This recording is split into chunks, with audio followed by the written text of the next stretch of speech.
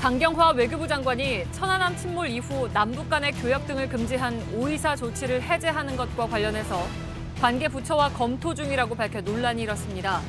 야당은 천안함 유족의 이해를 구할 문제라고 반발했고 강 장관은 논란을 일으켜 죄송하다고 사과한 뒤 정부 차원에서 본격적인 검토가 이루어지는 건 아니라고 해명했습니다. 트럼프 미국 대통령은 2차 북미 정상회담이 11월 중간선거 이후에 열릴 것이라며 개최 장소로 서너 곳을 검토하고 있다고 밝혔습니다.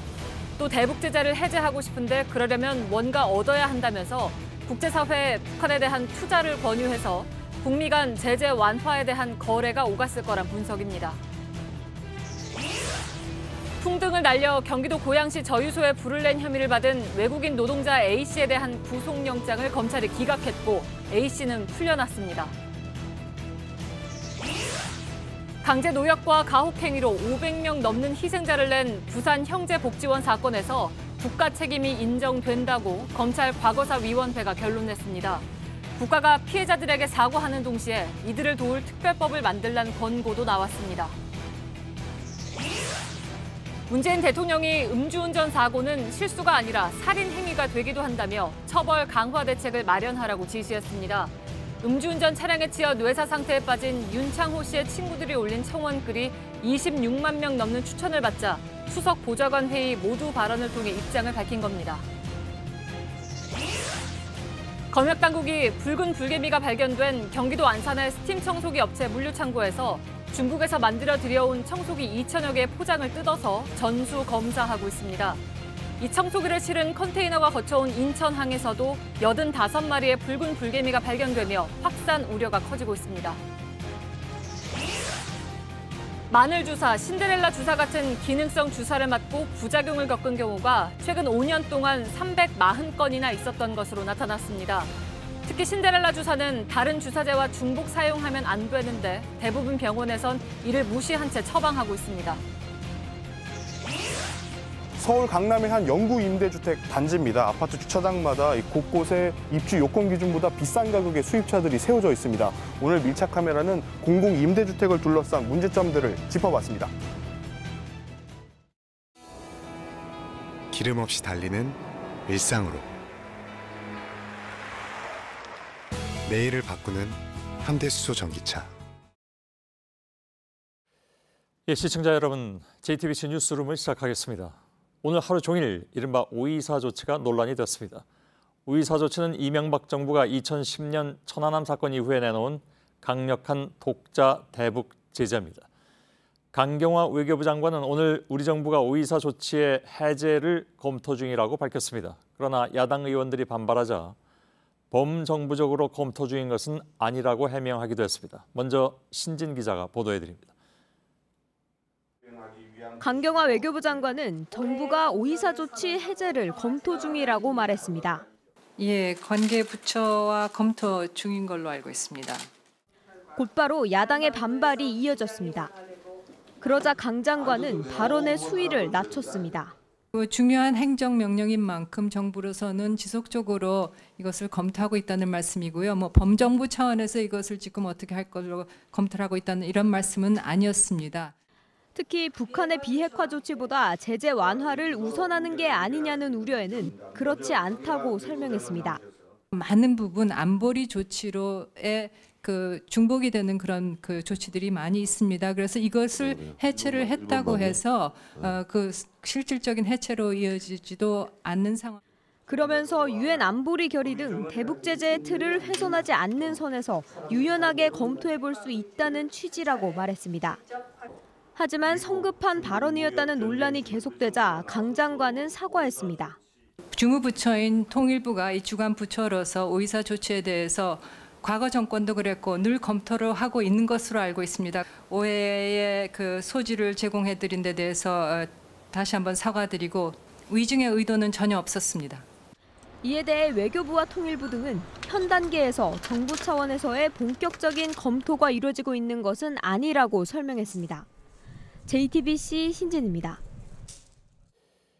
강경화 장관의 발언이 나오자 5.24 조치 해제 여부를 놓고 여야 의원들이 거센 공방을 벌였습니다. 야당 의원들은 천안함 사건이 북한의 소행이라고 생각하지 않느냐 이렇게 강 장관에게 따져 묻기도 했습니다. 허진 기자입니다. 강경화 장관이 오이사 조치 해제에 대해 관계부처와 검토 중이라고 발언하자 야당 의원들은 언성을 높였습니다. 정부가 이것을 강행한다고 한다면 저는 적어도 천안함 그 피해 유가족들에게는 먼저 찾아가서 이해를 구하는 것이 저 순서여야 한다. 북한은 지금까지 천안함 폭침에 대해서 사과는커녕 인정조차 하고 있다는 사실을 알고 있습니까? 장관은 천안함 폭침 사건이 북한의 소행이 아니라고 생각합니까? 같은 당 윤상현 의원은 강 장관이 오전에 했던 발언을 오후에 번복한 데 대해 오이사 조치 해제를 바라는 정부 내 일부 세력에 장단을 맞추려는 의도된 풍선 띄우기라고 주장했습니다. 또 한국당은 논평을 통해 김정은 대변인인지 대한민국 장관인지 묻고 싶다며 경솔한 발언을 사죄해야 한다고 했습니다. 반면 여당은 오이사 조치 해제의 필요성을 강조했습니다. 오이사 조치 그야말로 범정부적인 문제입니다. 범정부적으로 접근돼야 되고 검토돼야 한다고 생각을 합니다. 우리 외교부도 소신을 갖고 오이사 조치 해제 문제에 나서줘야 한다고 보고요. 제가 알고 있는 바는 전 정부에서도 오이사 조치의 유연한 적용을 검토를 했고 시행한 사례들이 있습니다. 외통위에선 오이사 조치 때문에 금강산 관광이 중단됐다고 답변한 강 장관의 발언에 대한 지적도 나왔습니다. 금강산 관광은 2008년 박항자 씨 피격 사건 이후 중단됐습니다. JTBC 허진입니다. 오이사 조치는 쉽게 말해서 경제 제재와 함께 북한과의 모든 관계를 끊겠다는 취지로 풀이가 됐습니다. 그러다 보니까 조치를 내렸던 이명박 정부와 박근혜 정부에서도 남북관계 개선을 언급할 때마다 해제 필요성이 제기되곤 했습니다. 김소현 기자입니다. 2010년 5월 이명박 정부는 남북 간 교역을 중단하고 북한에 대한 신규 투자를 불허하는 내용의 오이사 조치를 실시합니다. 천안함 침몰 이후 개성공단과 금강산 외엔 방북도 막는 등 사실상 북한과의 교류를 끊겠다는 취지였습니다. 그러나 이듬해 민간 교류를 추진하겠다고 밝히고 2013년 나진 핫산 프로젝트를 예외로 인정하는 등 이른바 유연화 조치가 잇따랐습니다. 2014년 통일은 대박이라던 박근혜 전 대통령의 발언 이후 당시 여당 지도부에서도 오이사 조치 해제론이 나왔습니다. 가장 큰 지금 걸림돌은 저는 오이사 조치라고 감히 말씀드리고 싶습니다. 오이사 조치는 이제 시효가 지난 정책입니다. 새로운 차원에서 대담한 조치가 필요하다고 저도 생각합니다. 오이사 조치는 풀더라도 국제사회의 대북 제재가 완화되지 않는 한 남북 경협은 사실상 불가능합니다. 제재 완화의 실효성보다는 남북 화해의 상징적인 효과가 크다는 겁니다. 일례로 지난해 발효된 유엔 안보리 결의로 북한에서 만드는 의류나 전자제품의 수출길이 막혔습니다. 미국의 독자 제재는 북한 노동자의 고용도 금지합니다. 이 같은 상황에서 나온 강경화 외교장관의 발언이 미국과의 교감 없이 나오진 않았을 거란 해석도 나옵니다. 진전하려면 제재 완화해주는 절차가 필요하긴 해요. 유엔제 최근에 채택된 것부터 이렇게 하나씩 풀어나가는 이런 식의 접근은 가능하겠죠. JTBC 김소현입니다. 관심을 모았던 2차 북미 정상회담이 다음 달 6일 미국 중간선거 이후에 열리게 됐습니다. 후보지는 유럽의 제3국을 포함한 서너 군데가 될 전망입니다. 다소 숨고르기를 할 수 있는 시간이 확보됐다는 분석과 더불어서 한편에서는 미국 중간선거 결과에 따라서 불확실성이 더 커졌다 이런 우려도 있습니다. 김현기 워싱턴 특파원입니다. 트럼프 대통령은 현지 시각 9일 전용기인 에어포스원에서 기자들에게 선거 유세가 너무 바빠 지금은 자리를 뜰 수 없다며 2차 북미 정상회담은 중간선거 이후가 될 것이라고 밝혔습니다. 다음 달 6일 상하원 중간선거에서 공화당이 고전하고 있는 상황을 고려해 선거 지원에 전념하겠다는 뜻으로 보입니다. 앞서 트럼프 대통령은 이날 오전 폼페이오 국무장관에게 방북 보고를 받은 뒤 회담 장소에 대해 싱가포르를 제외한 3-4곳을 검토 중이라고 말했습니다. I think eventually we're going to have lots of meetings on U.S. soil and on their soil, by the way. 북미 간 셔틀 외교 가능성을 시사함과 동시에 궁극적이란 표현을 통해 이번 2차 회담은 미국도 북한도 아닌 제3국에서 열릴 가능성을 암시한 것으로 해석됩니다. 헤더 나워트 국무부 대변인은 이와 관련 기자 5천여 명을 수용할 인프라 등 많은 것이 고려돼야 한다고 강조했습니다. 이에 따라 11월 셋째 주에 1차 세계대전 종전 100주년 행사가 열리는 프랑스 파리나 중립국인 스위스 제네바 혹은 판문점에서 열릴 가능성이 거론됩니다. 다만 중간선거에서 공화당이 패배해 정치적 혼란 수습에 시간이 걸릴 경우 12월로 회담 자체가 넘어갈 가능성도 배제할 수 없습니다. 트럼프 대통령이 중간선거 후로 회담을 미룬 것은 꽉 짜여진 선거 유세 일정 외에도 서둘러 정상회담을 할 경우 그 결과에 대한 비판 여론이 대두돼 오히려 선거에 마이너스가 될 것이란 판단을 했기 때문으로 보입니다. 워싱턴에서 JTBC 김현기입니다. 예, 트럼프 미 대통령이 2차 북미 정상회담은 중간선거 이후에 열릴 것이다. 후보지는 서너 군데다 이렇게 밝히면서 중간선거 전이냐 후냐는 이제 그런 불확실성은 사라지게 됐죠. 그런데 또 다른 불확실성이 사실 있습니다. 그러니까 미국의 중간선거 결과에 따라서 북미 간의 비핵화 후속 협상이 어떤 영향을 받을 것이냐 하는 문제가 됩니다. 전영우 국제부장이 지금 스튜디오에 나와 있습니다. 자, 상하원을 모두 장악하고 있습니다. 지금 공화당이. 근데 적어도 하원은 질 것이다. 네네. 뭐 심지어는 그런 얘기도 있죠. 그러니까 역사적 사실을 보면 미국의 행정부가 첫 번째 중간 선거에서 이긴 예가 별로 없다. 2년 차에 좀 그런 영향이 있었습니다. 있긴 있는데 별로 없다라는 예도 있으니까. 근데 이제 선거 결과가 뭐 여러 가지 경우로 생각을 해봐야 되는데 석패하느냐, 참패하느냐, 아니 뭐 그럴 가능성이 없어 거의 적어 보이긴 합니다만 이기느냐. 어떻게 나눠서 생각을 해야 될까요? 우선 트럼프 대통령이 2차 북미 정상회담을 중간선거 이후로 하겠다면서 한 말을 한번 보면은요. 그 중간선거가 현재 발등에 떨어진 불 중에 가장 뜨거운 불이면 분명합니다. 예. 그 유세 일정을 조정하는데 너무 바빠서 자리를 뜰 수가 없다라고 얘기했습니다. 예. 또 이번 주면 거의 매일 그 밤늦게까지 이어지는 유세 일정을 그 담당하고 있습니다. 예.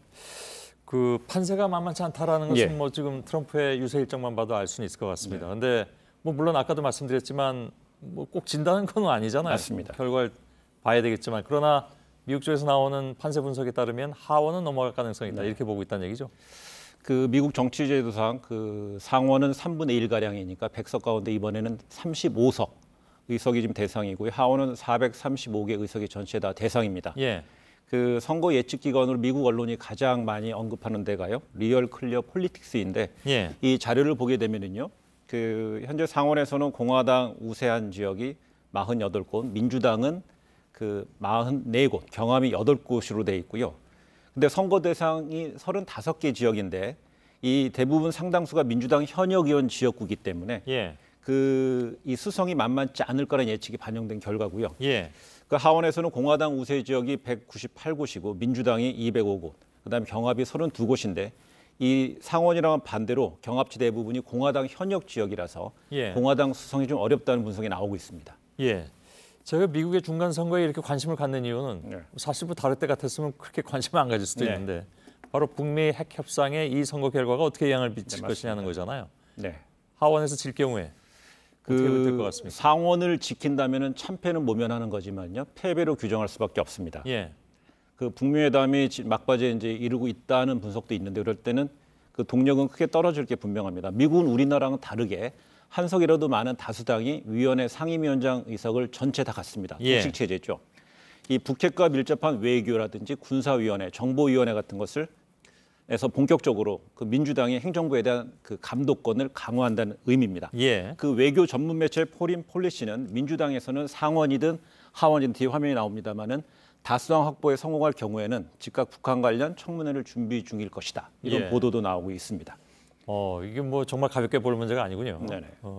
핵 문제를 놓고 본다면 만일에 민주당이 상원까지 이기게 되면 상황은 그러면 더 복잡해진다는 얘기가 되네요.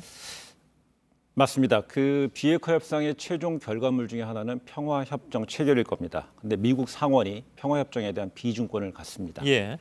또 상원은 탄핵을 결정합니다.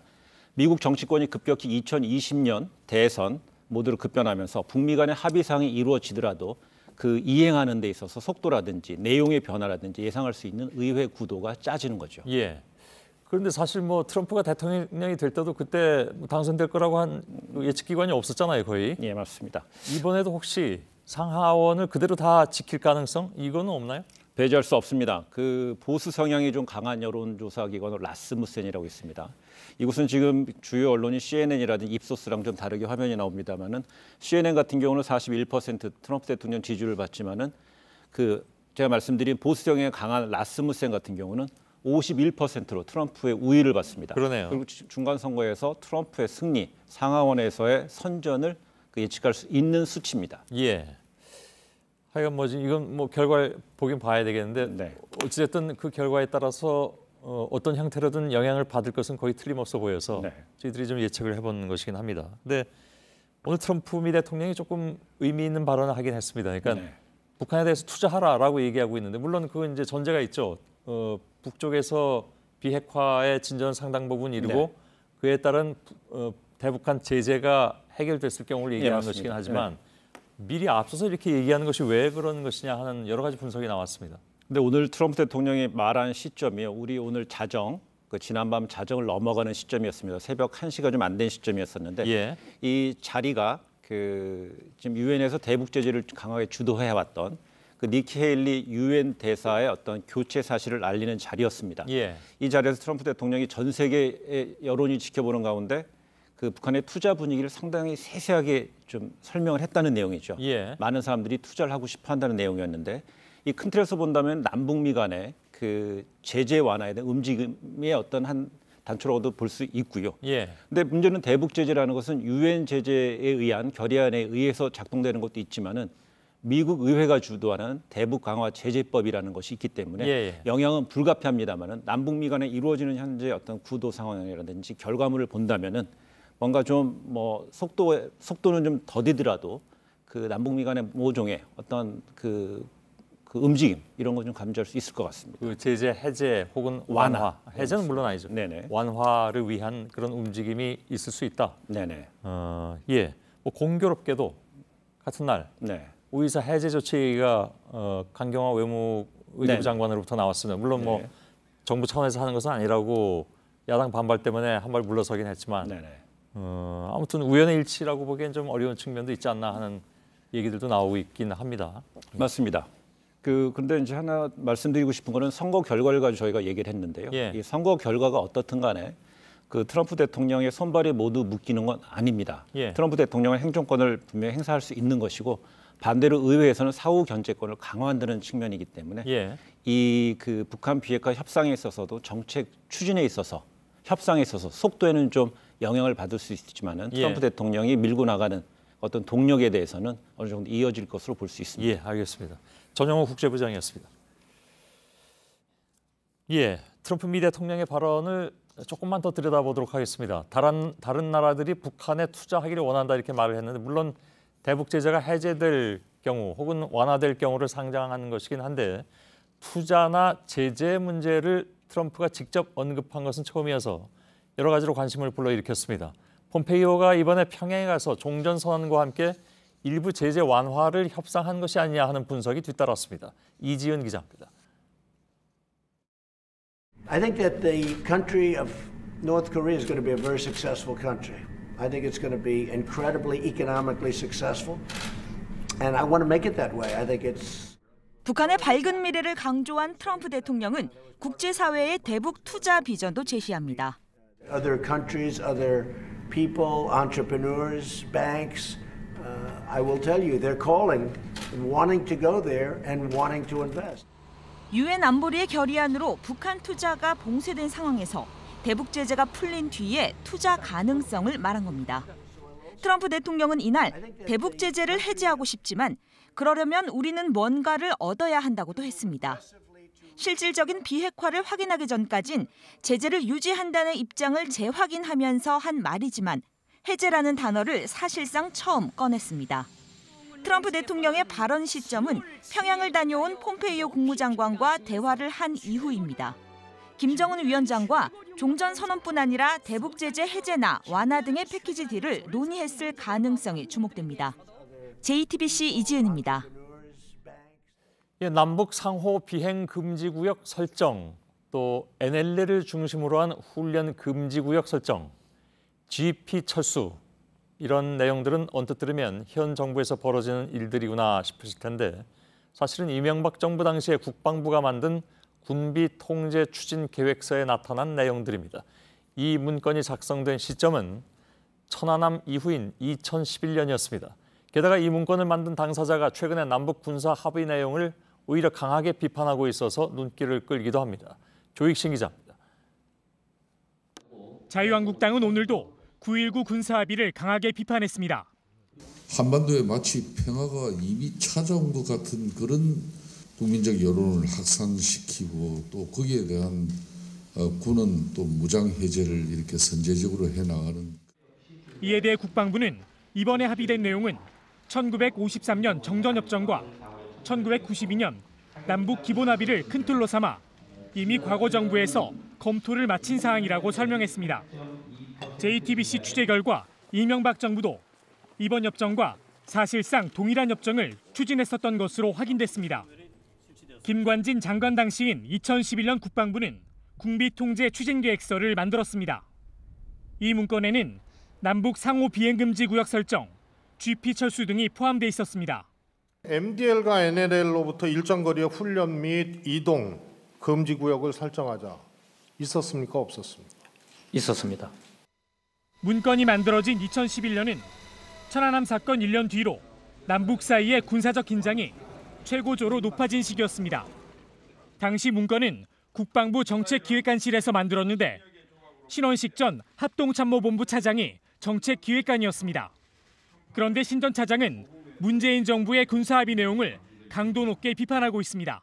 뇌가 없고 눈이 없고 팔다리가 없고 갈비뼈가 없는 그 신체가 생명을 유지할 수 있을까요? 사실은 신체 포기각서가 아니라 생명 포기각서를 써주고 온 것입니다.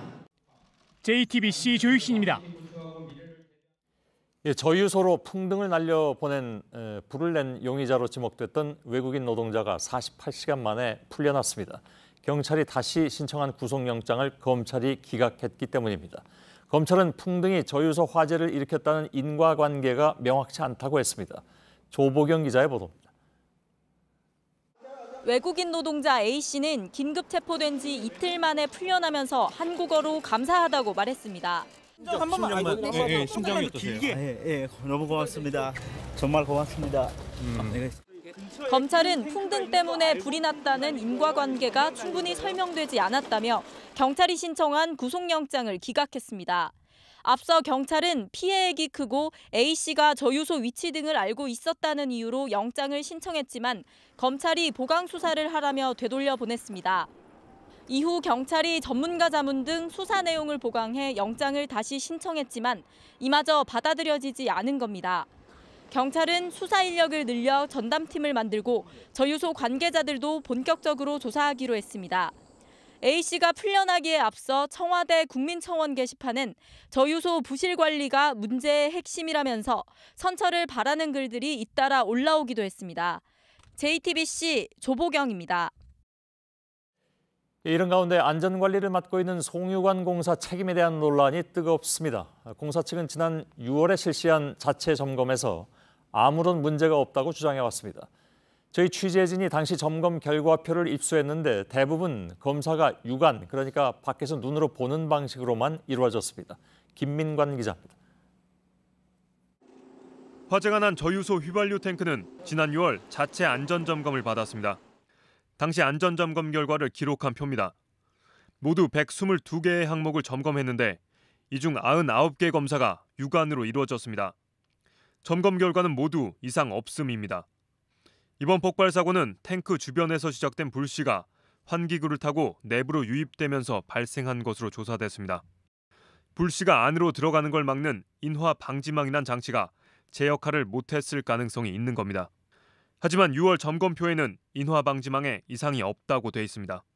국가기관 시설에 대한 점검을 육안으로만 했다는 건 안전 불감증이라고밖에 볼 수 없습니다.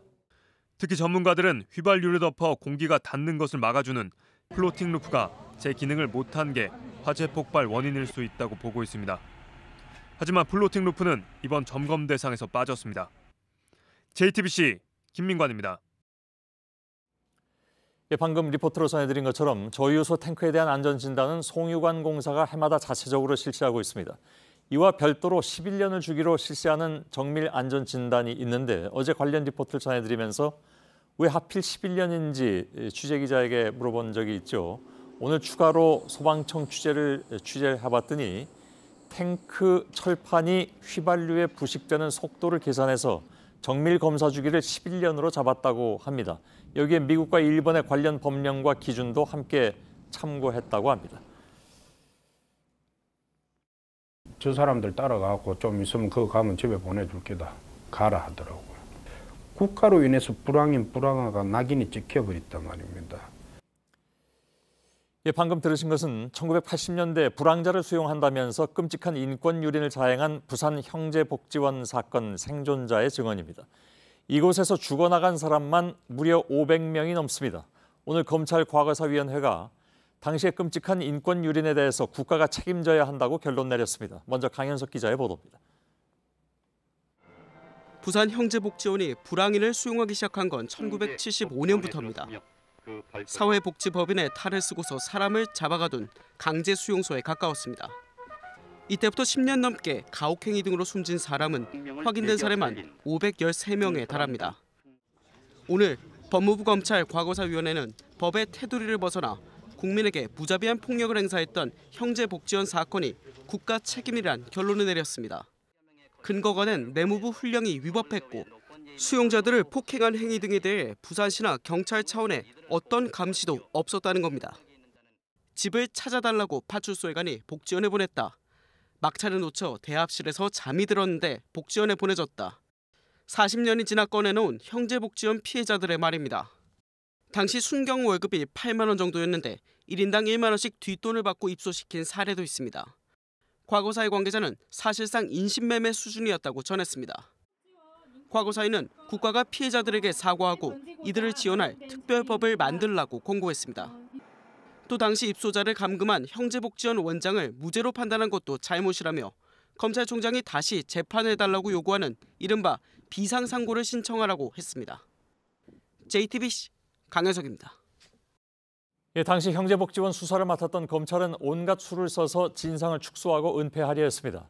수사검사가 인권 유린을 파헤치려고 하자 상관인 차장검사가 미친놈이라는 말까지 하면서 중단을 시켰다고 합니다.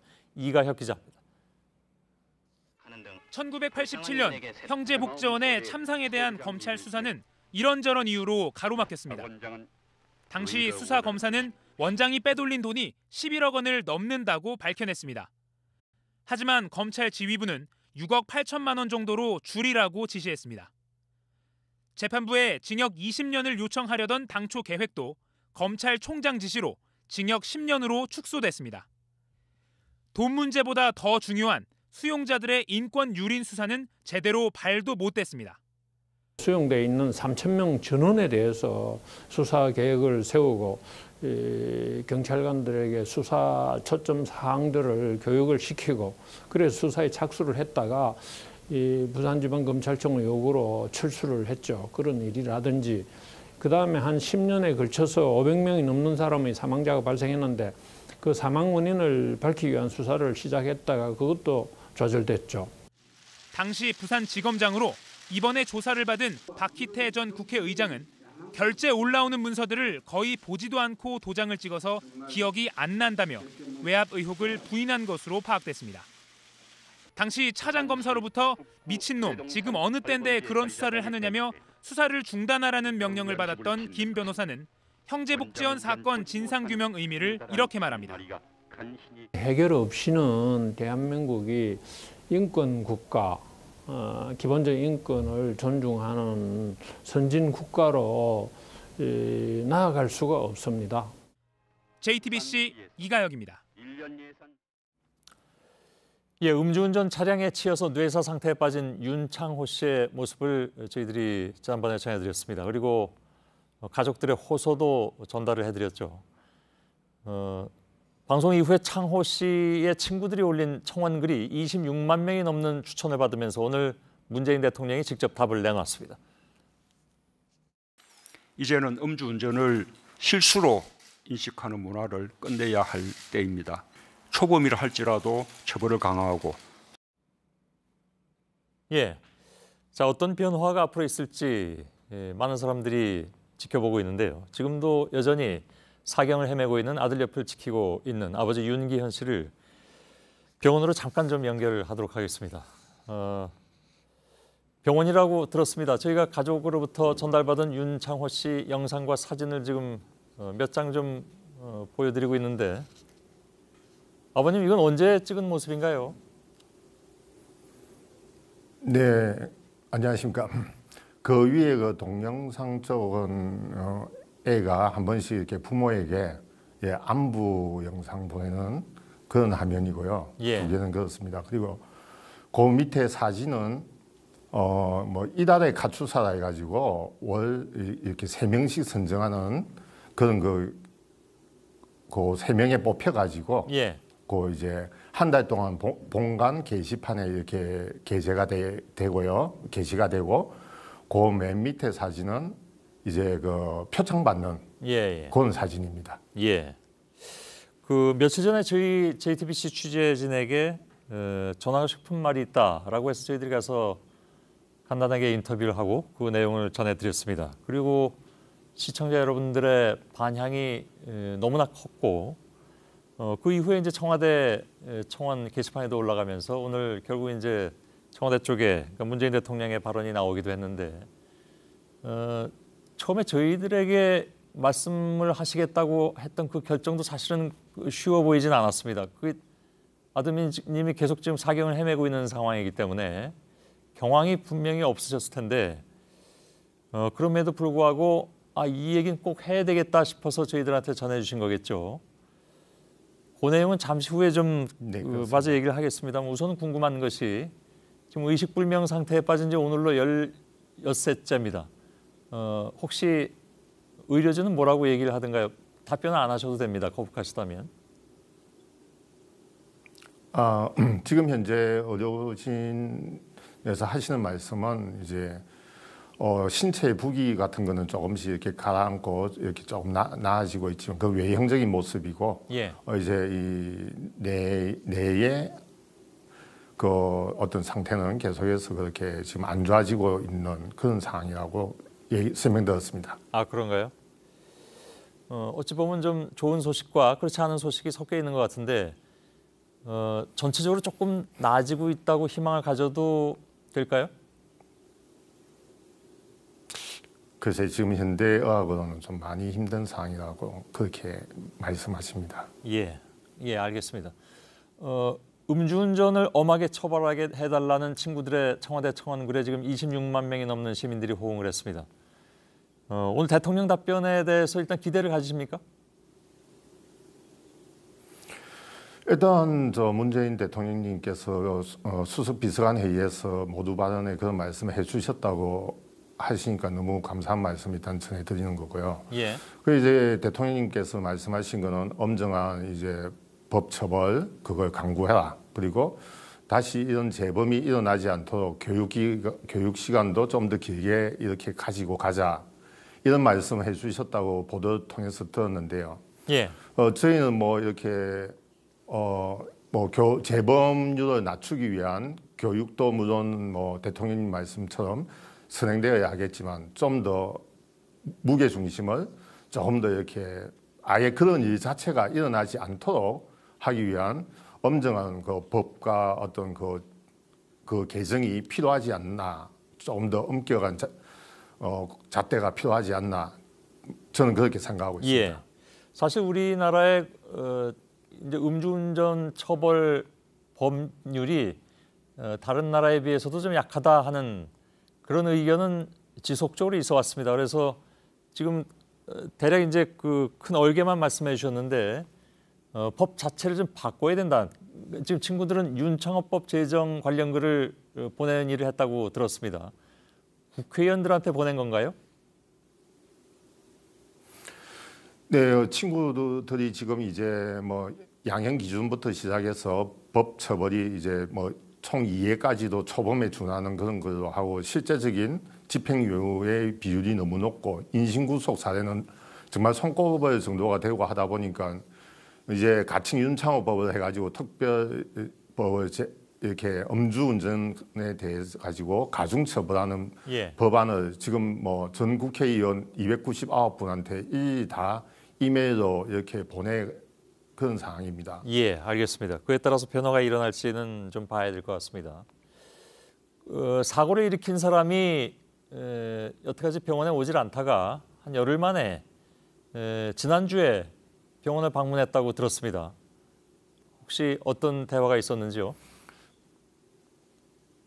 네, 뭐 저희가 이제 병원 관계 때문에 왔다 갔다 하면서 직접 뵙지는 못했었고요. 예. 그런데 이제 뭐 가해자의 어느 분이 오셨는지는 저희가 알 수는 없는 건데, 예. 이제 이게 뭐 이제 국민적 공분을 좀 사고 뭐 청와대 청원이 25만 명 이상 되고 하는 그런 상황이 되니까 뭐 자기 방어 논리로 나중에 뭐 어떤 법적인 문제가 파생됐을 때 한 번도 안 찾아갔다가 아니고 찾아갔다. 그런데 못 만났을 뿐이다. 나는 뭐 자기 방어 논리로 찾아온 거지 정말 뭐 진정성 있는 사과의 모습은 저는 아니라고 생각합니다. 아, 예. 직접 만나지도 못하는 그런 상황이시군요. 예, 잘 알겠습니다. 네네. 잠시 다녀갔다는 얘기만 전해들었습니다. 아, 그렇군요. 예. 나아지길 바라겠습니다. 많은 분들이 함께 그렇게 바라해 주실 것 같습니다. 윤기현 씨 고맙습니다. 네, 고맙습니다. 예. 네, 다음 소식입니다. 감사원에서 매년 피감기관의 우수 공무원을 대상으로 공무 국외 여행이란 걸 보내주고 있습니다. 일종의 포상인데 공무라는 이름에서 보듯 견학과 시찰, 자료 수집을 위한 제도입니다. 그런데 JTBC가 일정표를 확인해 보니까 패키지 관광과 다를 게 없습니다. 여행을 다녀와서 제출한 보고서는 블로그 내용을 복사해서 붙인 수준입니다. 강희연 기자입니다.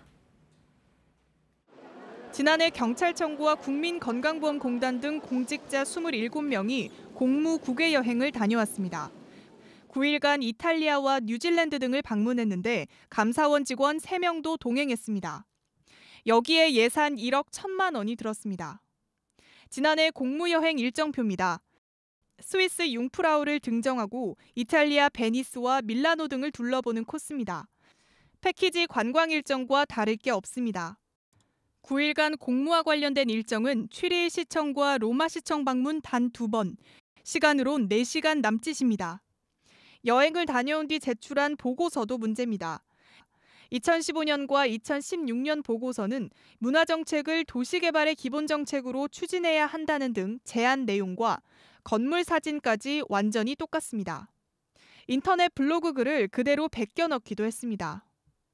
부적절한 국외 여행을 지적하고 감시해야 할 감사원이 오히려 엉성한 감시망 아래 외유성 여행을 지원하고 있습니다.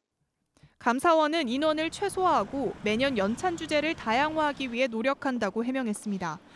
또 규정대로 심사를 통해 국외 여행 일정을 정한 것이라고 했습니다. JTBC 강희연입니다. 네, 오늘 검역당국이 붉은 불개미가 나온 경기도 안산의 스팀 청소기 업체 물류창고에서 중국에서 들여온 제품을 전수조사했습니다.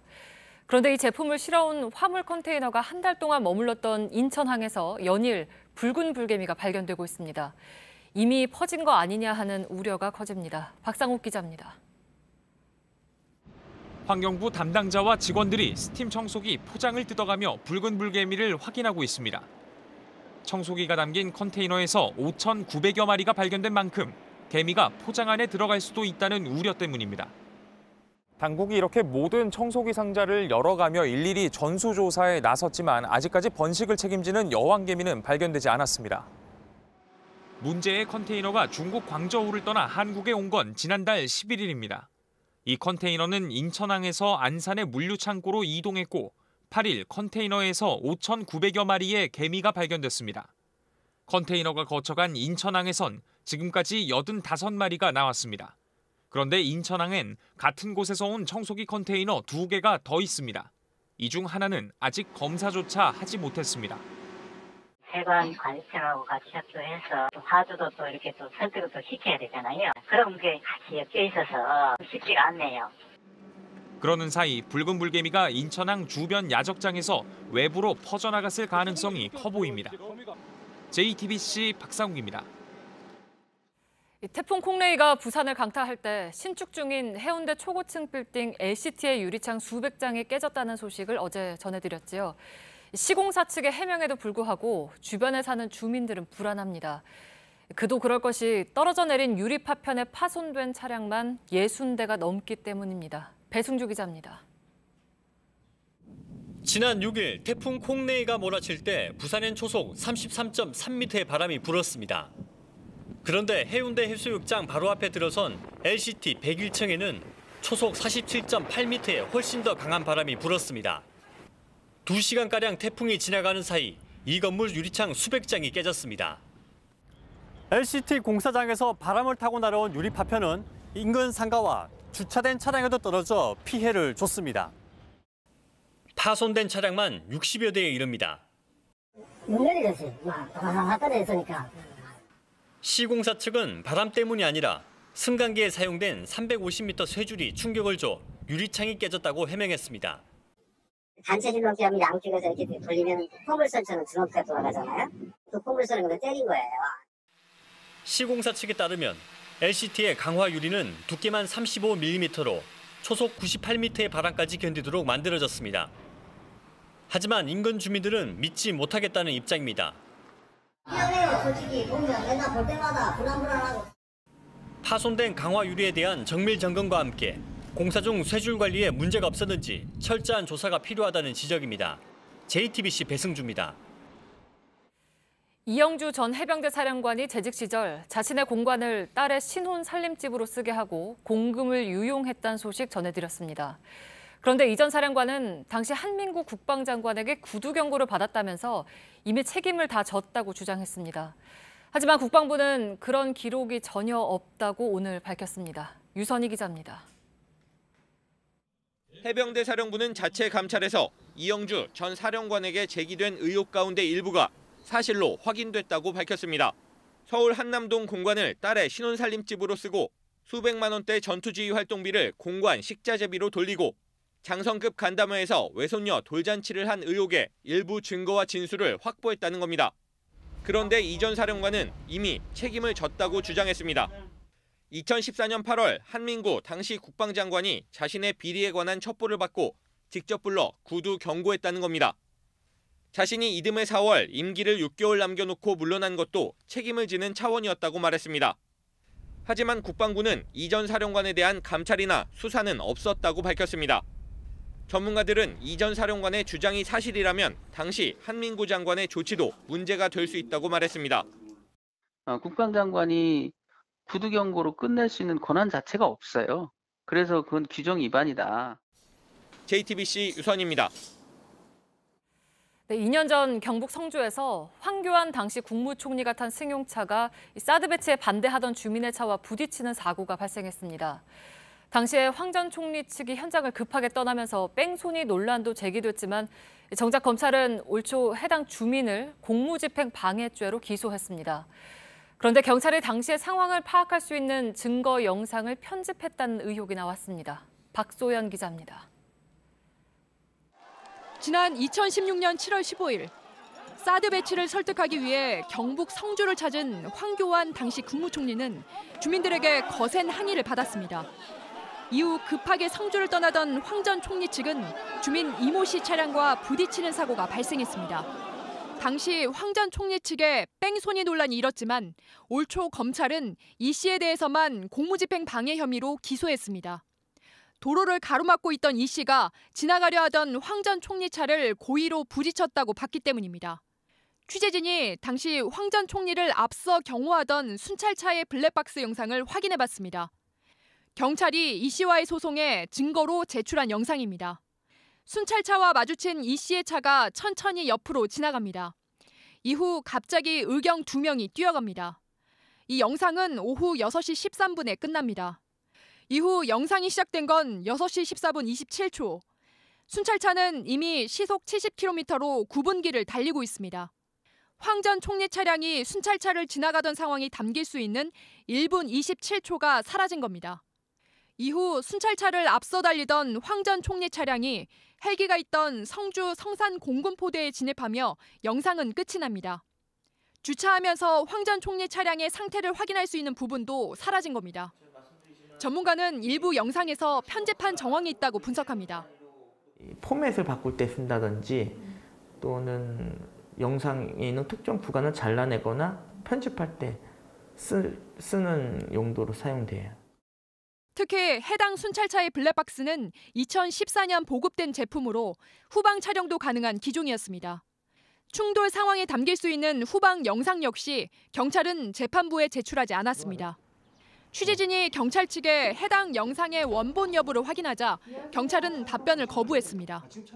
경찰은 원본 파일을 제출해서 지금 불거지고 있는 의혹에 대해서 명명백백히 밝혀야지만이 황 전 총리를 태운 차량이 후속 조치 없이 사고 현장을 떠났지만 경찰은 이 부분에 대해 수사하지 않았습니다. JTBC 박소연입니다.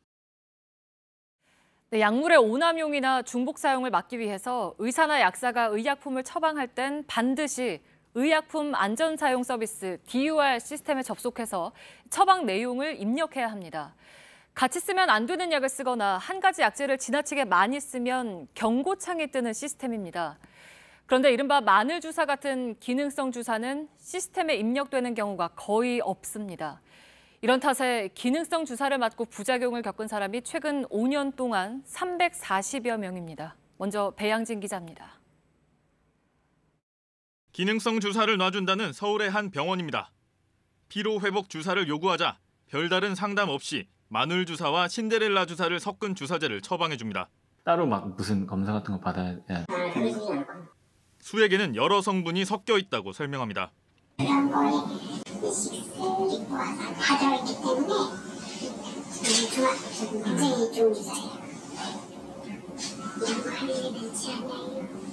그러나 이 주사제에 포함된 알파 리포산은 다른 주사제와 섞어 쓰면 부작용이 생길 수 있습니다. 의사협회도 이 주사제는 다른 성분과 섞지 말라고 권고했습니다. 하지만 현장에선 잘 지켜지지 않습니다. 신데렐라 주사 등 기능성 정맥 주사를 맞고 생긴 부작용은 최근 5년간 모두 340여 건에 이릅니다. 마늘 주사와 총명 주사를 섞어 맞은 환자가 심정지 상태에 빠졌고 마늘 주사를 맞다 폐혈증에 걸린 환자도 있었습니다.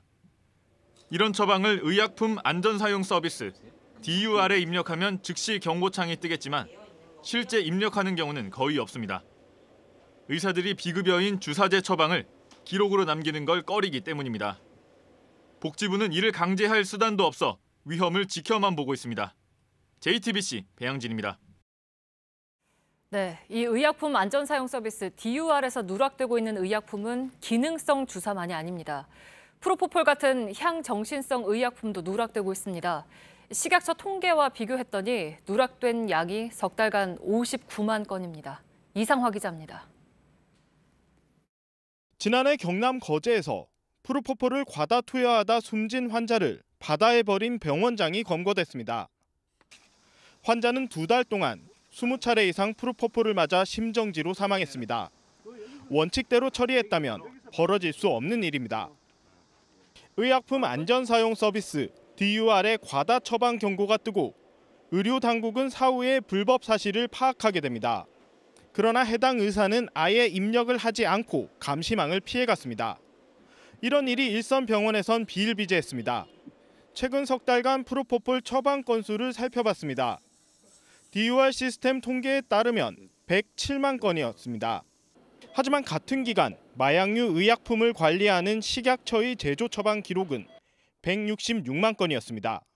처방 3건 중 1건꼴로 DUR 시스템엔 누락된 겁니다.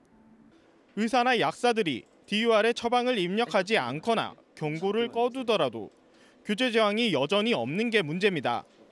하지만 복지부는 DUR을 강제하기보단 인센티브 제공 등으로 확산을 유도한다는 입장입니다. JTBC 이상화입니다. 아이들에게 인기를 끌었던 액체 괴물이란 장난감에서 지난 1월에 가습기 살균제 성분을 비롯한 유해 성분이 검출됐죠. 판매 금지 리콜 명령이 내려졌고 새 인증을 받아야 다시 팔 수 있도록 했습니다. 그런데 저희 취재진이 확인한 결과 금지된 예전 제품이 온라인에서 버젓이 팔리고 있습니다. 백민경 기자입니다. 늘리고 비틀고 섞고 줄넘기에 먹기도 합니다. 대부분의 아이들이 한두 개쯤 가지고 있을 정도로 인기를 끈 장난감 액체 괴물입니다. 그런데 지난 1월 일부 제품에서 카드뮴과 프탈레이트계 가소제 등이 검출됐습니다. 가습기 살균제 성분인 CMIT, MIT도 기준치의 최대 2.8배 포함돼 있었습니다.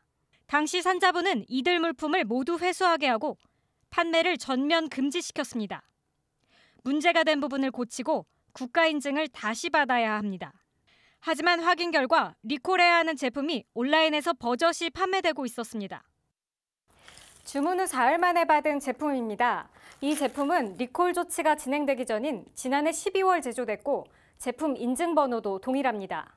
이런 것을 좋아하는 어린이들을 보호해야 되는 부모들이 이것이 유해 상품인지 리콜 대상인지 아닌지조차 실제 업체들이 직접 액체 괴물을 회수한 실적은 전체 회수 대상 중 24%에 불과했습니다. 장난감 같이 이렇게 작은 것들은 현실적으로 리콜을 해도 수용하기가 쉽지 않은. 적극적인 사후 감시를 하지 않는다면 리콜 명령은 하나마나라는 지적입니다. JTBC 백민경입니다. 교육부가 지난 3월에 교실 미세먼지 관련 규정을 바꿨습니다. 초미세먼지 기준을 새로 추가하고 관리 기준도 대폭 강화했습니다. 그런데 측정 시간을 크게 늘려서 겉보기에만 미세먼지 수치를 내리고 있습니다. 일종의 물타기라는 지적입니다. 오효정 기자입니다. 올해 3월부터 각급 학교는 입자 크기 2.5 마이크로미터 이하의 초미세먼지도 기준치를 넘지 않도록 관리해야 합니다. 측정 시간도 6시간에서 24시간으로 늘었습니다. 언뜻 보기엔 더 정확해진 것처럼 보입니다. 하지만 따져보면 좀 다릅니다. 초등학교 교실 미세먼지 농도가 높아지는 건 오전 9시부터 오후 2시, 학생들이 활동하는 시간입니다. 24시간 측정을 하게 되면 학생들이 학교에 없고 미세먼지 수치도 낮은 시간대가 함께 계산돼 평균이 낮아지는 겁니다. 실제로 경희대 조영민 교수팀이 조사한 바에 따르면 6시간 측정한 미세먼지 농도를 24시간 측정치로 환산하자 많게는 4분의 1 수준까지 떨어집니다. 학교 현장에선 학생 활동 시간만 엄격하게 측정하고 관리해야 한다는 겁니다. 일과 시간대를 기준으로 하거나 이에 가중치를 두는 방식의 새로운 기준을 세워서 공기환경 저감 대책을 세워나가야만 1년에 한 번 재는 측정 방식도 문제입니다. 어린이집도 같은 방식으로 농도를 측정하는데 이미 문제가 드러난 바 있습니다. 환경부 자료상으론 기준치를 초과한 어린이집이 1%도 안 됐지만 서울대 연구진이 다시 측정하자 최대 50%로 늘어났습니다. JTBC 오효정입니다. 초미세먼지가 호흡기나 심장 질환을 일으킨다는 것은 저희들도 보도해드렸고 임산부 태반까지 도달해서 태아의 건강에도 영향을 준다는 연구 결과도 보도해드렸습니다. 이번에는 구강암에 걸릴 확률을 크게 높인다는 보고서가 나왔습니다. 여름에 주춤했던 초미세먼지 농도가 찬바람이 불면서 다시 높아질 텐데 걱정이 큽니다. 이주찬 기자입니다. 미세먼지가 심한 날 현아 입천장이 따끔거린다는 글이 올라와 있습니다. 목 안이 아프다고 적혀있기도 합니다. 미세먼지 정보를 나누는 국내 최대 인터넷 카페에 올라온 글들입니다. 실제로 초미세먼지가 구강암 발생률을 높인다는 보고서가 나왔습니다. 가디언은 세계보건기구 WHO 기준으로 초미세먼지가 나쁨 수준인 세제곱미터당 40.37 마이크로그램에 노출되면 26.74 마이크로그램에 노출됐을 때보다 구강암에 걸릴 확률이 43%나 높아진다고 보도했습니다. 대만대학 연구팀이 대만의 66개 관측소 자료와 40살 이상 남성 48만여 명의 건강 기록을 분석해 얻은 결과입니다. 그동안 초미세먼지가 폐 속 깊이 들어가 주로 호흡기나 심장질환을 일으킬 수 있고 임산부의 태반까지 도달해 태아의 건강에도 악영향을 준다는 연구 결과가 나온 바 있습니다. 연구팀은 초미세먼지가 건강에 여러 가지 나쁜 영향을 미친다는 또 다른 증거가 나온 것이라고 설명했습니다. 서울의 지난해 초미세먼지 연평균 농도는 세제곱미터당 25 마이크로그램으로 WHO의 기준인 세제곱미터당 10 마이크로그램의 2배를 넘었습니다. JTBC 이주찬입니다. 회사 근무지에 출근도 하지 않고 시간 외 수당을 매달 수억 원씩 챙겨온 공기업 직원들이 있습니다. 이걸 지난 10년 동안 합산을 해봤더니 액수가 천문학적입니다. 수백억 원에 달하는 것으로 추정됩니다. 다름 아닌 원전이라든가 국내 발전소 설비 안전을 담당하는 한전 KPS의 이야기입니다. 돈도 돈이지만 안전점검은 제대로 이루어졌는지 불안할 수밖에 없습니다. 박병현 기자입니다. 전남 영광의 한빛 원자력 발전소입니다. 1급 보안 시설인 만큼 발전소로 들어가려면 직원도 보안 검사가 필수고 출입자는 명단에 남습니다. 주기적으로 발전기 안전 점검을 하는 한전 KPS 직원들도 마찬가지입니다. 이 회사의 4급 직원 양모 씨의 지난 7월 16일 근무표입니다. 정상 근무 후 저녁 7시부터 3시간 추가 근무를 했다고 신청했습니다. 하지만 한수원 출입 기록엔 오후 6시 14분 발전소를 나간 후 다시 돌아오지 않았습니다. 그 한수원 명단에 없는데 출입했다고 하는 거는 있을 수가 없는. 시간 외 수당을 신청했지만 정작 출입 기록에 없는 직원들도 많습니다. 7월 한 달 한빛 2호기 예방 정비에 파견된 이 회사 직원 중 시간 외 근무를 신청한 직원은 304명. 이 중 274명은 해당 원전 정문 출입 기록이 한 건도 없습니다. 다른 곳도 상황은 마찬가지. 올해 3월 월성 2호기 예방 정비 땐 244명이 시간 외 근무 수당을 신청했지만 201명은 출입 기록이 없었습니다.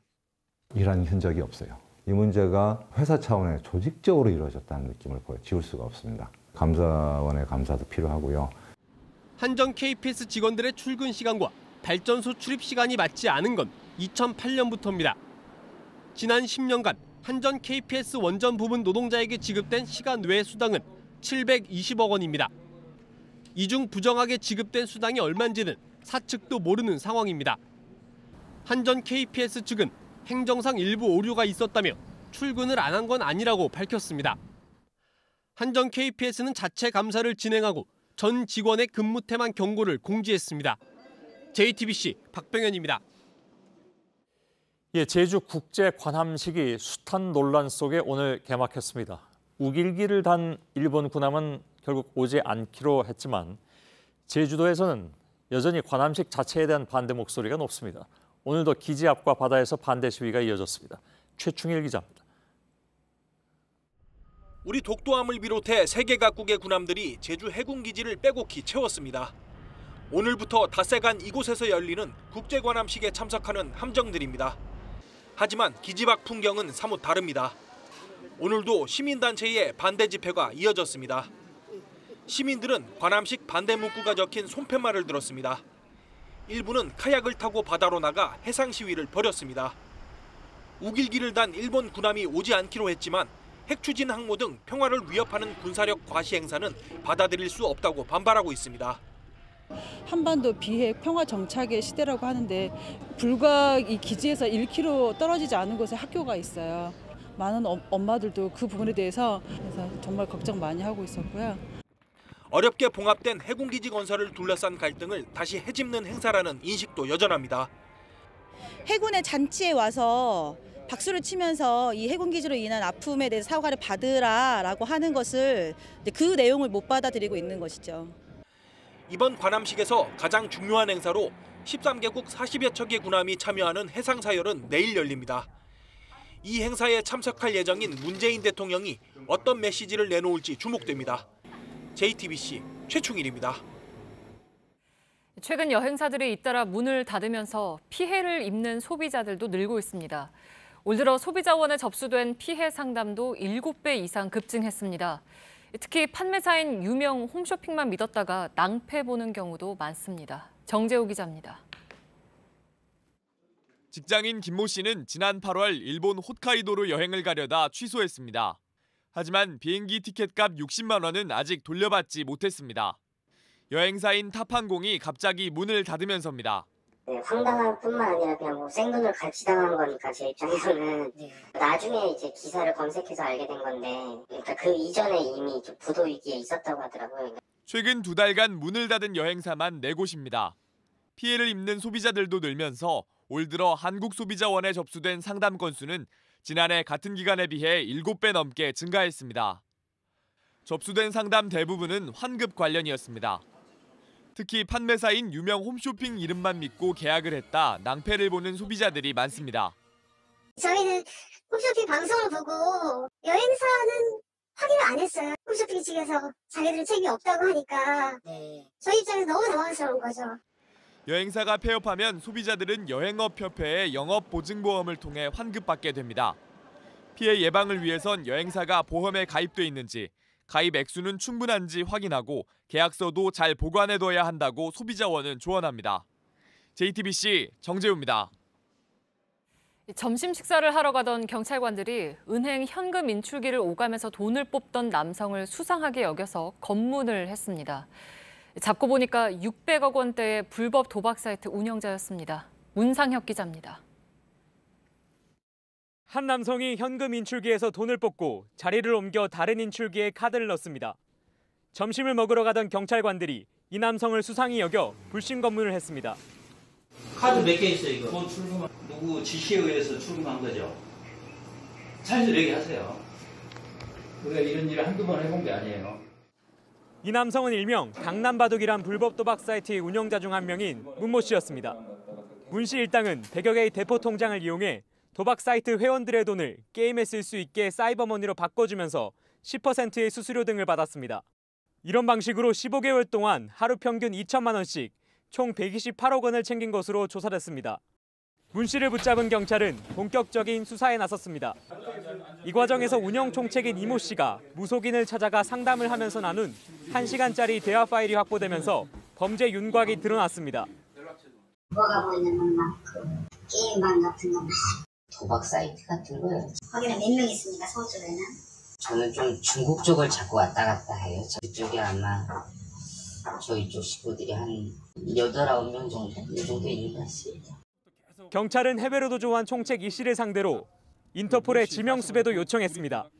JTBC 문상혁입니다. 몰카, 리벤지 포르노 이런 불법 영상물의 온상으로 지목되고 있는 곳이 바로 웹하드입니다. 최근에 사이버 성폭력과의 전쟁을 선포한 경찰이 웹하드 대표를 비롯해서 1000여 명을 검거하기도 했습니다. 그러면 이제 불법 영상물이 없어졌을까요? 수사기관의 감시망을 비웃듯 또 다른 방법으로 불법 영상물이 거래되는 실태를 김지아 기자가 취재했습니다. 웹하드 업체 30개 중 17개 업체를 압수수색했고 대표 5명을 검거했습니다. 경찰이 웹하드에 유통되는 불법 영상물 특별 수사에 나선 지 2달. 이런 영상물들이 웹하드에서 사라졌는지 시민단체와 확인해봤습니다. 국내 한 콘텐츠 업체가 운영하는 웹하드입니다. 불법 영상물을 감시하는 시민단체 아이디로 접속해봤습니다. 방송통신위원회가 불법 유해 영상물로 지정한 리스트를 입력하자 영상물이 검색되지 않습니다. 그런데 일반 아이디로 접속하자 해당 불법 영상물이 곧바로 나타납니다. 웹하드 측에서 수사기관과 시민단체 등이 접속할 때 이른바 이중 페이지를 띄운다는 의혹이 제기됩니다. 모니터링을 하는 아이디의 패턴을 분석을 하는 거죠. 특정 아이디에는 이제 보이지 않는 페이지를 만들어 놓고 뭐 경찰일 수도 있고 혹은 뭐 어떤 뭐 여성 단체일 수도 있고 그다음에 뭐 방송통신위원회 같은 기관일 수도 있고요. 이 때문에 웹하드에 올라오는 영상물만 모니터링하는 기존의 수사 방식부터 바꿔야 한다는 지적입니다. 웹하드 업체가 의무적으로 실시하기로 되어 있는 불법 촬영물 필터링 기술 조치를 제대로 했는지. JTBC 김지아입니다. 오늘 국내 주식시장에서 코스피와 코스닥 지수가 나란히 올해 들어 최저치를 기록했습니다. 코스피는 어제보다 1.12% 하락한 2228.61에 코스닥은 2.56% 내린 747.5에 장을 마쳤습니다. 미국과 중국의 무역 분쟁 등에 대한 불안감이 커지면서 외국인 투자자가 코스피 시장에서만 2,300억 원어치 주식을 팔았습니다. 문재인 대통령의 당선을 막기 위해 허위 사실을 유포한 혐의를 받는 신현희 전 강남구청장이 2심에서 벌금 1,000만 원을 선고받았습니다. 신 전 구청장은 문 대통령이 공산주의자란 메시지 등을 단체 대화방에 올려서 1심에서 벌금 800만 원 판결을 받았습니다. 2심 재판부는 문 대통령이 경선 후보자로 등록하기 전에 메시지를 퍼뜨린 것도 범죄에 해당한다며 벌금액을 늘렸습니다.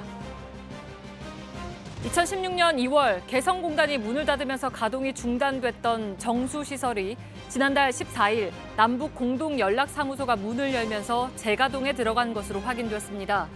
통일부는 연락사무소에 생활용수와 식수를 공급하기 위한 차원이라며 북측의 개성 시민에게도 하루에 15,000톤가량의 식수가 공급되고 있다고 밝혔습니다.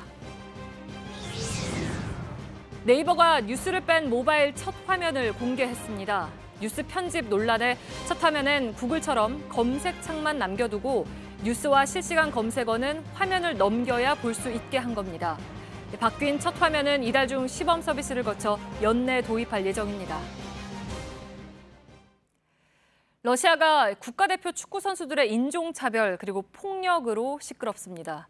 경기장이 아닌 카페에서 식사하던 시민을 의자로 내려쳤는데 피해자는 한국계 러시아 공무원이었습니다. 권근영 기자입니다. 건장한 체격의 남자들이 카페 한편에서 아침을 먹는 사람을 의자로 내리치고 뺨을 때립니다. 폭행을 당한 뒤 밖으로 나가려 하자 또다시 붙잡고 목을 조르기도 합니다. 동양인을 비하하듯 중국인은 자기 나라로 돌아가라고 소리쳤다는 목격담도 나왔습니다. 피해자는 러시아 산업통상부의 고위 공무원인 데니스 박으로 한국계입니다. 박 씨의 변호사는 피해자가 뇌진탕을 입었다고 말했습니다. 이 소동엔 러시아 축구대표 2명이 포함돼 있어 충격을 줬습니다. 의자를 휘두른 사람은 러시아 국가대표 코코린이었습니다. 올해 월드컵에는 빠졌지만 러시아를 대표하는 공격수입니다. 이 자리에 함께했던 마마예프도 2년 전까지 대표팀에서 뛰었습니다. 이들이 카페에 들어서기 전 차를 부수고 운전자를 폭행하는 영상도 공개돼 비난을 받고 있습니다. 코코린이 속한 제니트는 징계에 앞서 법적 처벌을 기다리고 있다고 했습니다. 마마예프의 소속팀은 계약 해지까지 내비쳤습니다. 러시아 언론은 두 선수가 최고 징역 5년형을 받을 수 있다고 전망했습니다. 푸틴 대통령의 대변인은 사건 영상이 불쾌했다면서 러시아 정부도 이 사건을 알고 있다고 말했습니다.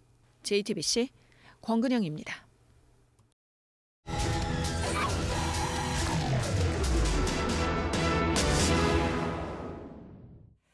정부가 최근 수도권 주택 공급 확대 방안으로 공공임대주택 공급을 크게 늘리겠다고 발표했습니다. 급등하는 집값으로 내 집 마련의 꿈이 자꾸 멀어져가는 서민들의 주거 안정을 위한 조치겠죠. 기존의 공공임대 아파트에서 반복되는 문제들은 어떤 게 있는지 밀착 카메라가 짚어봤습니다. 김도훈 기자입니다. 서울 강남구의 한 영구임대 주택입니다. 최대 50년까지 거주할 수 있는 영구임대주택은 공공임대주택 중에서도 입주 조건이 가장 까다롭습니다. 재산과 소득이 낮은 기초생활수급자나 장애인, 국가유공자 등이 대상입니다. 그런데 주차장 곳곳에 수입차들이 세워져 있습니다. 영구임대아파트 입주민은 기준상 중고차 시세로 2,522만 원이 넘는 차는 보유할 수 없게 되어 있습니다. 여기 신차가 6천만 원 상당의 수입 SUV가 한 대 서 있는데요. 방문 차량이 아닐까 살펴봤더니 입주민에게만 주어지는 입주 차량 스티커가 붙어 있습니다. 세대 주택 있으면 벌써 쫓겨나죠. 내 자식이 이전을 하잖아. 그리고 엄마는 독거노인을 하잖아요. 그 잠은 여기 가서 자는 거야. 그런 걸로 해서 이 외제차가 그나저나 게 많아요. 입주 차량 스티커가 없는 수입차들은 외부 차량 방문증을 받아놓습니다. 하지만 방문 날짜를 이미 넘겼는데도 세워져 있거나 이거는 국가에서 최저 생계비를 가지고 생활하는 사람들이 있을 수 없는 거예요. 제가 아무리 봐도. 아예 다른 차량 번호가 적힌 주차증을 꽂아둔 경우도 있습니다. 그렇지 많죠. 아유, 콘서트가 나는데 방문 차량이에요. 제가 공식적으로는. 관리사무소 측은 지난해부터 기준 금액 이상의 차량에 대해 입주민 주차증 발급을 중단하고 무단 주차 단속을 강화하고 있다고 밝혔습니다. 하지만 주민 반발로 단속이 쉽지 않습니다. 주차 값을 경비원 붙이니까 공약을 시비가 붙어요. 왜 붙이냐 이거 뭐 험한 얘기도 많이 하지 않아요. 막 욕지거리고 막 그냥. 세대주 본인 명의가 아니라면 기준 금액을 넘는 고가 차량을 막을 수 있는 방법도 없습니다. 전수조사를 저희가 했는데요. 대부분 다 본인 명의가 아니거나 리스 차량이나 회사차 자녀들이거나 아니면 타인 명의가 또 좀 있고요. 문제는 여기서 그치지 않습니다. 한국토지주택공사에 따르면 집을 갖고 있으면서도 영구 임대주택에 살다가 적발된 사례는 2014년 이후 7,600여 명에 이릅니다. 몰래 세를 놓는 불법 전대 적발 건수도 최근 5년간 620여 건에 달합니다. 일부 공공임대 아파트에서는 부동산 가격이 폭등하면서 갈등을 빚고 있습니다. 임대주택 계약 기간이 끝나면 분양 전환을 통해 살 수 있는데 분양가가 턱없이 뛰었기 때문입니다.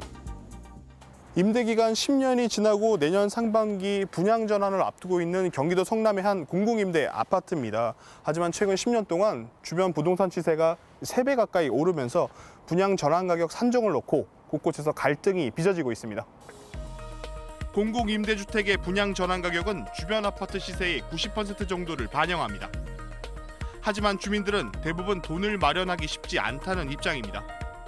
유급이나 이래 받으라고 그러면 쫓겨나는 거지. 없는 우리 서민 같은 사람들은 어떻게 집값만 할까 하고 들어왔는데 그냥 또 일어나는 거지. 국토부는 공공임대 아파트의 분양 전환 가격 산정 문제에 대해 개선 방안을 마련하겠다는 입장입니다. 내 집 마련을 꿈꾸는 서민들에게 공공임대주택 사업은 분명히 필요한 제도입니다. 하지만 제도적인 허점 때문에 정작 필요한 사람들이 이용하지 못한다면 상대적인 박탈감은 더 커질 수밖에 없습니다. 밀착 카메라 김도훈입니다.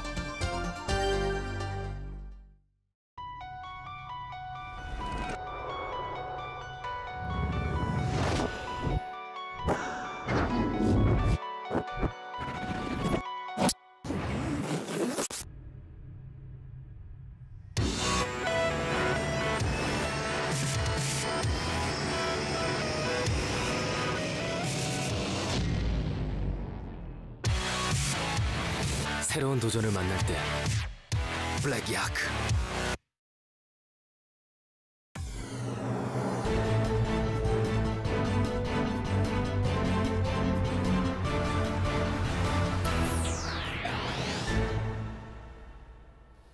뉴스룸의 앵커 브리핑을 시작하겠습니다.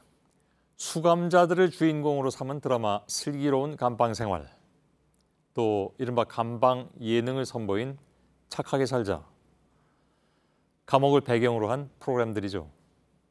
임기 없는 권력이라는 재벌 회장들이 들어가 있거나 요즘처럼 전직 대통령 2사람이 한꺼번에 들어가 있으면 사람들은 가끔씩 그 안에서 들려오는 얘기에 촉각을 세우곤 합니다. 뭐 굳이 그들이 그곳에 없다고 해도 원래부터가 감옥이란 평범한 사람들에게는 지극히 낯선 호기심의 공간이죠. 실제로 그곳에선 때론 우리가 상상하지 못할 일들이 벌어지기도 합니다. 검방하면, 즉 감방을 검사하면 헬리콥터도 나온다. 수용자들이 감방 안에서 기상천외한 물건들을 만들어 사용한다는 의미입니다. 수건의 실을 뽑아내서 십자가를 만드는 종교형, 밥을 발효시켜 막걸리 맛 음료를 만들어 먹는 술도가형, 교도관이 버린 꽁초를 재처리해서 종이에 말아 피우는 풍류형 등등. 이 모든 것들을 가능하게 하는 비결은 무엇일까? 감옥에서의 시간은 참으로 더디게 갑니다. 반나절은 갔겠거니 했는데 시계를 보면 겨우 1시간 남짓. 묶여있는 몸에겐 시간도 묶여있다는 것을 가장 먼저 알게 되는 공간. 여기에 허락되지 않은 욕구로 인해서 그 모든 것들의 대체제를 기막힌 아이디어와 재주로 만들어내는 곳.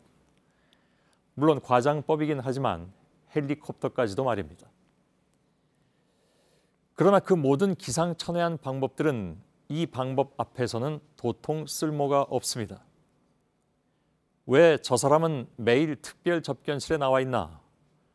한 변호사의 호기심에서 시작됐다는 조사. 국정농단 주요 피고인들의 변호인 접견 횟수를 꼽아보니까 월 300만 원짜리 집사 변호사를 이용한 접견은 물론이고 거실 같은 편안한 방에서 진행되는 특별 면회에다가 일반 면회까지. 철저한 은둔 생활을 하고 있다는 2명의 전직 대통령 역시 마찬가지였으니 하루 종일 분주한 그들에게는 감옥에서 더디가는 시간과 허락되지 않은 욕구 따위는 존재하지 않으며 그래서 굳이 헬리콥터를 만들 이유도 없다는 것. 돈과 권력 그리고 편법을 이용해서 자유를 구입한 그들만의 슬기로운 감방 생활. 오늘의 앵커 브리핑이었습니다.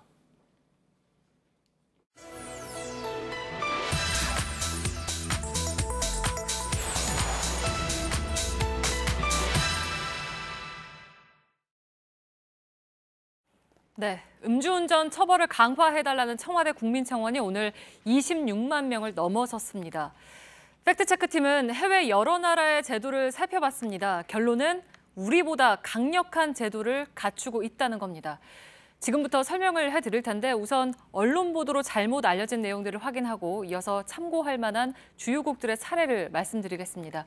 오대영 기자, 잘못 알려진 내용이 꽤 있나 보죠? 그렇습니다. 특히 엘살바도르 사례가 있는데요. 네. 이런 내용이 있습니다. 엘살바도르는 음주운전하면 총살형에 처한다. 네. 그리고 불가리아는 재범 시에 교수형, 터키는 30km를 걸어오게 한 뒤에 구속시킨다. 최근 일간지 2곳이 이런 내용을 직접 간접적으로 인용해서 보도를 했습니다. 우리도 처벌을 강화해야 한다라는 취지였습니다. 그런데 검색을 해보니까 이게 1984년 기사에서부터 계속해서 인용됐던 내용이었습니다. 네, 근데 이제 이게 다 사실이 아니라는 거죠? 네, 오늘 각국의 대사관에 확인을 해봤습니다. 전혀 사실이 아니었습니다. 이들 나라는 이런 극형을 두고 있지 않습니다. 다른 나라와 비슷한 징역 또는 벌금형을 내리고 있습니다. 특히 기사 하나를 보겠습니다. 1995년 동아일보인데 이런 사례가 잘못 알려졌다며 나름의 팩트체크를 한 기사입니다. 하지만 사실 확인을 거친 기사는 거의 알려지지 않았고 오히려 잘못된 내용이 20년 넘게 인용이 되고 있습니다. 네, 그러니까 이게 이제 가짜가 진짜보다 확산력이 더 크다는 걸 보여주는 단적인 예인 것 같은데 그렇습니다. 두 번째 내용도 볼게요. 이게 오늘의 핵심인 것 같습니다. 주요국들은 우리보다 처벌을 더 강하게 한다라는 거죠? 그렇습니다. 미국 사례를 먼저 보겠습니다. 네. 음주운전에 대한 접근부터가 다릅니다. 우리는 사고가 나면 운전자의 과실로 판단을 하는데 미국의 여러 주에서는 고의로 규정을 하고 있습니다. 네, 과실과 고의라면 전혀 다르게 본다는 건데 과실은 부주의나 실수라고 본다는 거 아니겠습니까? 그렇습니다. 특정 범죄 가중처벌법에 이렇게 되어 있습니다. 위험운전 치사상이라는 조항인데요. 사망에 이르게 한 사람은 1년 이상의 유기징역에 처한다. 대법원은 사망 시에 징역 1년에서 3년, 최대 4년 6개월을 넘지 않는다는 양형 기준을 정해놓고 있습니다. 네, 그러면 미국은 어떤가요? 미국은 캘리포니아주 사례를 보면 초범이더라도 사망 사고를 일으켰다면 최대 징역 10년에 처합니다. 1982년부터는 음주운전 전력자가 사망 사고를 내면 2급 살인죄를 적용할 수 있게 됐습니다. 징역 15년에서 최대 종신형입니다. 두 번째부터는 살인에 준하는 고의성이 있다고 보는 겁니다. 워싱턴주, 뉴저지주를 비롯한 다수의 주들도 비슷합니다. 네, 그리고 이제 우리는 집행유예가 많다라는 얘기도 있잖아요. 네. 이거는 실제로 얼마나 됩니까? 음주운전자가 사망 사고를 내거나 중상 사고를 낸 경우에 집행유예를 얼마나 받는지를 보겠습니다.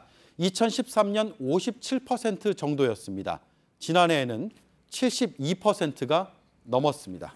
네, 그러니까 우리는 좀 술에 너무 관대한 거 아니냐 이렇게 생각하시는 시청자분도 많이 계실 것 같은데요. 네. 다른 나라 사례도 좀 볼까요? 네, 형량만 다른 게 아니었습니다. 먼저 일본 사례를 보겠습니다. 네. 동승자뿐만 아니라 술을 제공한 사람, 차량을 제공한 사람도 징역형을 받을 수가 있습니다. 최고형이 14년인 영국은 벌금 액수에는 아예 제한이 없습니다. 네. 독일은 취소된 면허를 다시 발급받으려면 의사의 소견서가 필요합니다. 술과 관련한 문제가 없다는 증명이 필요하다는 얘기입니다. 네, 팩트체크 오대영 기자였습니다.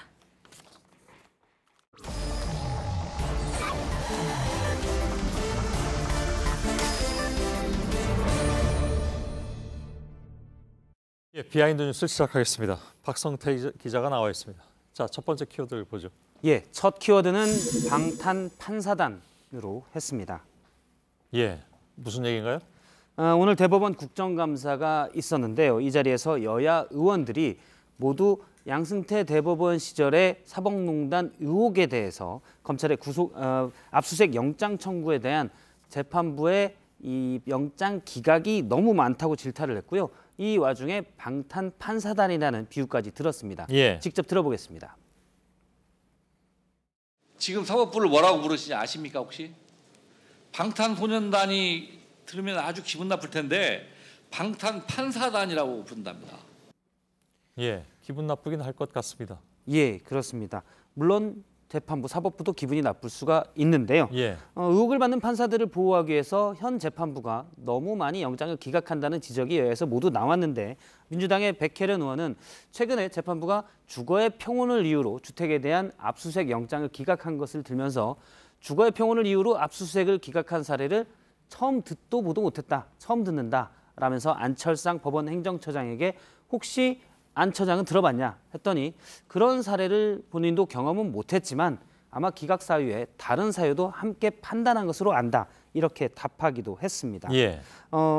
실제 민주당 박주민 의원이 이번 사법농단 의혹에 관해서 사법부가 영장을 얼마나 기각하는지를 통계를 내봤는데요. 예. 지난 7월 20일부터 최근까지입니다. 그러니까 보통 검찰이 영장을 청구할 때는 뭐 자택, 또 자동차, 사무실 여러 군데를 같이 압수수색 영장을 청구하는데 예. 검찰이 청구한 대로 발부된 비율은 0%입니다. 0%가 됐고요. 그런데 일반 사건들을 보면 과거 5년간을 비춰봤을 때 90% 정도가 검찰이 청구한 대로 발부가 됐습니다. 이렇게 하늘과 땅 차이인가요? 그렇습니다. 예. 일부 기각률, 그러니까 약 3군데를 함께 청구했을 때 일부만 발부해 주는 경우인데요. 예전에 얼마 전에 자택과 자동차 등에 청구했는데 자동차만 압수수색 영장을 발부한 바가 있습니다. 양승태 전 대법원장. 그렇습니다. 예. 이런 사례 일부 기각률이라고 하는데 일반 사건의 경우 최근 5년간 비율 평균이 8.9% 정도인데 이번 사법농단 의혹 관련돼서는 77%에 달했습니다. 예. 그러니까 물론 각 개별적인 사건이 있어서 단순히 수치로 비교하기는 어려운 점이 있지만 어쨌든 통계로 보면 판사들 의혹에 대한 재판부의 법원의 영장 기각은 상당히 많은 겁니다. 예. 뭐 수치만 놓고 보면 별로 할 말이 없는 그런 예. 상황인 것 같습니다. 두 번째 키워드를 볼까요? 두 번째 키워드는 고양이 대리 출석으로 잡았습니다. 뭔지는 알겠습니다. 오늘 많이 나왔대요. 인터넷에도. 그렇습니다. 오늘 예. 국감장에는 벵골 고양이가 나왔었는데요. 잠깐 화면을 보며 말씀드리면 저렇게 작은 우리에 넣어져서 국감장에 옮겨졌습니다. 예. 고양이가 이게 대체 뭔 일인가 하면서 좀 불안해하는 눈빛 그리고 주변을 좀 보는 모습을 확인을 할 수가 있습니다. 자유한국당 김진태 의원이 국감장에 가져온 건데 지난달 대전동물원 우리를 빠져나갔다가 퓨마가 사살된 바가 있습니다. 그런데 김진태 의원이 당시 퓨마에 대해서 당국이 좀 과잉 대응했다 이 문제를 제기하고자 동물을 가져왔는데 퓨마 대신 고양이를 가져온 겁니다. 여기에 대해서 퓨마를 데려올 수는 없었겠죠? 예, 물론 당연히 그렇다고 해서 고양이를 데려오느냐 하는 반론은 당연히 있을 것 같습니다. 그렇습니다. 예. 이 부분에 대한 김진태 의원의 얘기를 한번 잠깐 들어보겠습니다. 예. 퓨마와 아주 비슷한 것을 좀 가져오고 싶었지만 그 퓨마를 너무 고생시킬 것 같아서 그래서 정말 좀 자그마한 것을 한번 좀 보시라고. 예. 고양이나 아니 얘기하세요. 고양이나 퓨마는 모두 고양이과에 속하는 동물입니다. 같이 속하는 건 치타, 호랑이도 있는데요. 물론 지적한 대로 치타나 퓨마, 호랑이를 데리고 올 수는 없었을 건데 예. 그렇다고 벵갈 고양이가 단지 과가 같다는 이유로 국감장에 나오는 것도 적절치는 않아 보입니다. 예. 퓨마는 고생이고 고양이는 고생이 아닌가 하는 생각도 일단 또 들기도 하고요. 그렇습니다. 예. 당연히 고양이도 고생인데요. 고양이 눈빛을 잠깐 보도록 하겠습니다. 가끔 영화에서 애처로운 눈빛을 예. 보이곤 하는데 오늘 국감장에 있었던 고양이의 눈빛은 상당히 불안해 보이고 애처로웠습니다. 그래서 민주당의 김병욱 의원이 고양이를 오랫동안 주시했는데 상당히 불안해하고 있다, 좀 불쌍하다라고 지적하기도 했습니다. 예. 사실 김진태 의원은 동물 학대를 주장하기 위해서 저 벵갈 고양이를 국감장에 데리고 왔는데요. 동물단체는 성명을 내고 퓨마의 사살 문제를 지적하겠다면서 또 다른 살아있는 동물을 철창에 가둬 전시한 것이 역시 또 동물 학대다라고 지적했습니다. 예. 세 번째 키워드를 볼까요? 예. 세 번째 키워드는 선동열 국회 등판으로 잡았습니다. 예, 결국 나왔군요. 그렇습니다. 야구 대표팀 감독이 국회에 증인으로 출석한 것은 이번이 처음인데요. 지난번 아시안게임의 선수 선발 과정에 청탁이 있었는지 따지겠다고 의원들이 부른 겁니다. 예. 그런데 일단 의원들이 압박만 했지 제대로 의혹을 짚어내지 못하는 평가가 많았습니다. 그랬나요? 일단 바른미래당 김수민 의원의 예를 좀 잠깐 볼 텐데요. 예로 든 사례가 부적절했다는 지적인데 직접 그 예를 한번 보겠습니다. 예. 여기서 A와 B를 한번 선택해봐 주세요. 선택해봐 주세요. 선택을 해봐 주세요. 일단. 그러니까요. 기록은 B가 좋은 건 사실입니다. 그렇지만 감독이라는 것은 네, 지금 B라고 말씀하셨잖아요. 예. A가 오지환 선수고요. 예, 기록이 낮은 특정 선수를 선발했다라고 따지는 과정인데 예. 그런데 김수민 의원이 예로 든 저 기록은 2017년 그러니까 지난해 기록입니다. 예. 지난해 기록이 낮은 선수를 올 여름에 선발했다고 따지는 것 자체가 선수 컨디션이 많이 바뀔 수 있기 때문에 부적절했다는 지적을 받았습니다. 예. 뭐 그거 이외에는 다른 뭐 근거나 기록이 없었기 때문 아닐까요, 혹시? 올 상반기 기록도 있었습니다. 예. 그런데 이제 지난해 기록이 두 선수 비교하기에 확 B 선수가 더 높게 차이가 나기 때문에 예를 든 것으로 추정은 되고요. 그렇군요. 예. 어쨌든 기록은 계속 올해 기록도 있는데 지난해 기록을 가져와서 과연 저게 적절하냐라는 얘기도 들었고요. 예. 민주당의 손혜원 의원도 선동열 감독이 사과나 사퇴를 해야 된다라고 주장하기도 했는데요. 이 부분 얘기도 잠깐 들어보겠습니다. 예. 저는 소신 있게 뽑았습니다. 그렇습니다. 소신 있게 뽑고요. 그래서 우승했다는 얘기를 하지 마십시오. 그 우승이 뭐 그렇게 어려운 거라고 다들 생각하지 않습니다. 사과를 하시든지 아니면 사퇴를 하시든지 두 길만 남았다라는 것만 말씀을 드립니다. 예. 앞서 이제 선동열 감독의 표정을 보면 내가 왜 억울하다 뭐 이런 표정이 오늘 하루 종일 저 표정이었고요. 선 감독이 특정 선수를 선발해서 병역 면제를 도와줬다는 의혹은 선수단 선발 과정부터 계속 일부에서 시각이 있긴 했는데 그런데 국감장에서까지 어떤 합리적인 의심의 근거 없이 계속 압박하는 것은 과연 적절했냐라는 지적도 있습니다. 예. 이 모든 장면을 보신 시청자 여러분께서는 어떤 느낌을 가지실지 잘 모르겠는데 예. 좀 씁쓸하다는 생각이 드는 건 피할 수가 없군요. 예. 우리나라 최고의 투수였고, 그죠? 최동원 선수와 함께 나고야의 태양이기도 했고, 하여간 지금의 상황이 이렇게 국감장까지 가서 이런 답변을 하고 있는 상황을 보니까 좀 씁쓸하다 이런 생각은 듭니다. 일부 이제 선발 과정에서 의혹을 제기했던 야구 팬들도 예. 커뮤니티 같은 데서는 오늘 국감장만 놓고 보면 선동열 감독의 방어율이 좋았다라고 평가를 했습니다. 예. 선수의 방어율은 구장에서만 만들어내면 좋은 건데, 그죠? 예. 네. 박성태 기자였습니다. 네, 내일 전국이 맑은 가운데 오늘보다 좀 더 춥겠습니다. 전라남북도와 충청남도, 제주도에는 비가 오는 곳이 있을 거란 예보입니다. 예, 저희들은 내일도 최선을 다하겠습니다. 여러분 고맙습니다.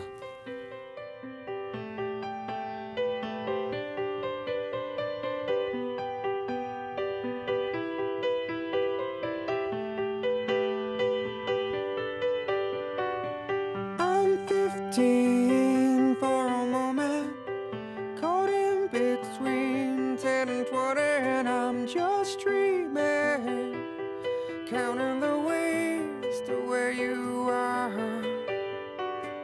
I'm 22 for a moment, and she feels better than ever.